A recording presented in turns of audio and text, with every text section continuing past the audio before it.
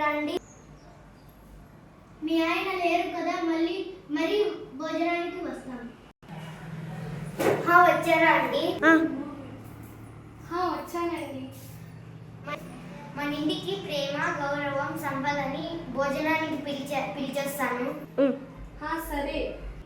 ఎవరిని పిలిచి రావాలి? మనకి ఫస్ట్ సంపదే ముఖ్యం కాబట్టి సంపదని పిలిచిరా. సరే, వెళ్ళొస్తానండి. సరే, వెళ్ళిరా.